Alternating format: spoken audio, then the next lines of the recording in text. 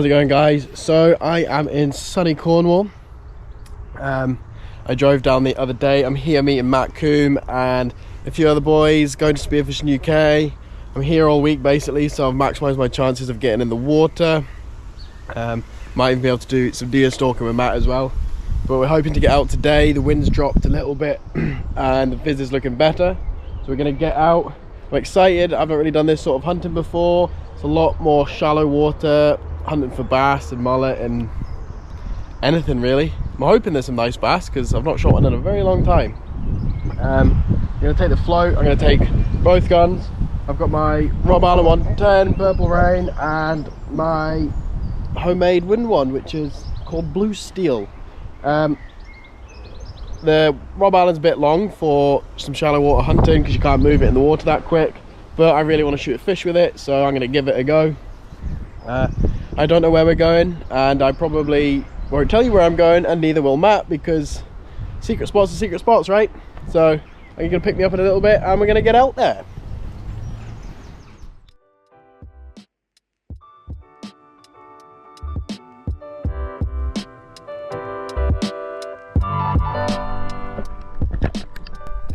Once we're in, it doesn't take long for me to find my first spider crab. It's a big female, still not the biggest with the claws, however, as it's a female, I'm not going to take it anyway.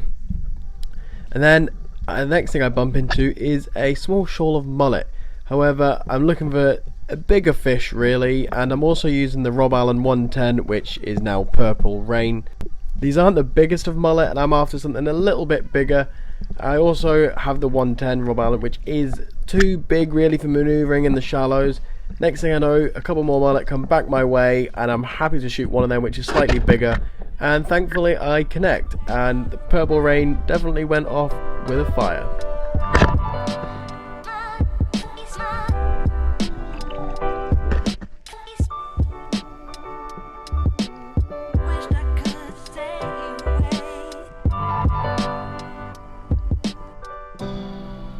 It's also not long before I come across a nice patch of stringweed, and this is a perfect place for the bass to sit. They absolutely love it, and you wouldn't think there'd be bass sitting in all these shallow waters, but you'd be surprised.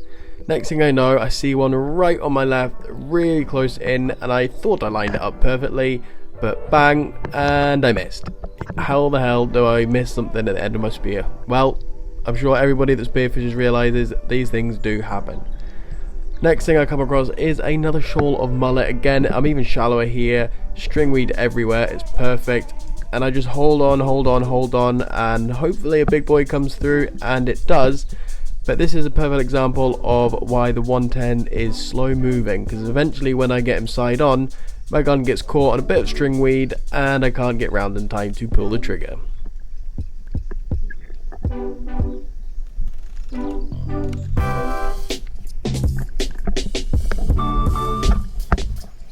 I eventually come across my first bass. It's not a monster, but it's my first bass, and it's first bass of the spearfishing year as well.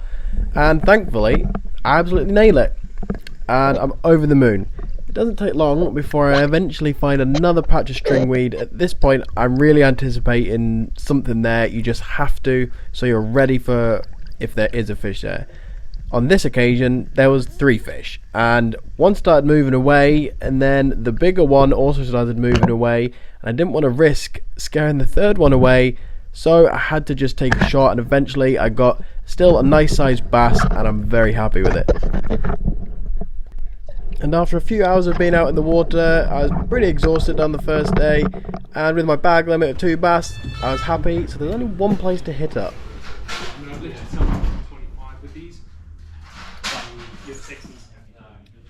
A few things you have to tick off when you come to Cornwall. Cornish Pastie and hit the Spearfishing UK shop up, which I terrorise all the time, sending me bits, pieces, looking at gear. Down into the gloom we go with all the wetsuits on the wall. Got everything here, Mares, Esplon, Salvimar. Looking at some nice new suits, maybe treat myself in the summer. There's so much stuff here, so much stuff.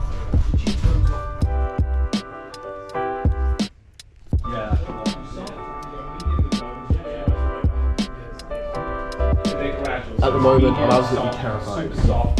But it shows you how flexible a new egg is. The real reason we're actually in Spearfishing UK is Matt really wants to build another Rob Allen roller. This time he's going for a carbon barrel, which is really going to help moving that gun about in the shallows, as this is the hunting that he loves. He loves getting in and about the kelp, not too deep, and hunting for those monsters that do lie there, even though you would never think it. So with Chris there and Lath as well, we get to it and we start taking apart his old Rob Allen roller, which is a 90, and it's aluminium barrel, and we're just going to swap it all out basically and rerun it with new rubbers. Matt hasn't just went for the carbon barrel, he's also went down a size to an 800. This is going to help a little bit with the mobility and moving it in the water, and because it's a roller you're still packing a big punch, so if there's a big fish, he's even double wrapping the line, so if a fish is out of range or thinks out of range, he's got no resistance from the line connected to the gun. The spear's got that extra few meters, and it should make a difference of getting through the fish. So Matt managed to shoot a pretty nice bass, and whilst we're here at Spearfishing UK, they now have certified scales, so we're going to give it away, see what it is. I don't think it'll be a record, but it's going to be up there. And again, if you're passing this area and you want to weigh a fish, not a bad place to come and have a blether at the same time. Hey, ready to go? Ready to go? Should be. What is he? 20 pound. Okay. Yeah. Not a bad bass. I think he's maybe got a mullet in there as well. A stonker of a mullet.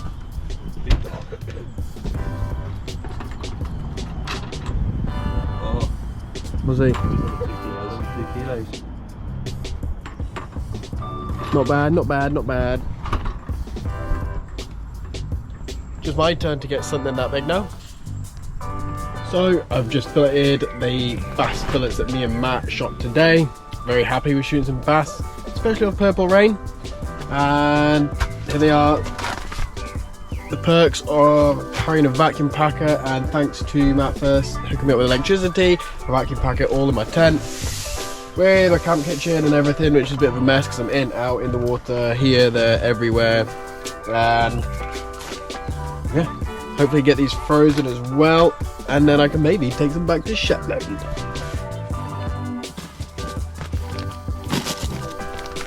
Thanks for watching, I hope you enjoyed. It's really nice getting to another location doing some spear fishing. Join me on the next episode where I'm using my homemade wooden spear gun, and let's see if I can hit something with it.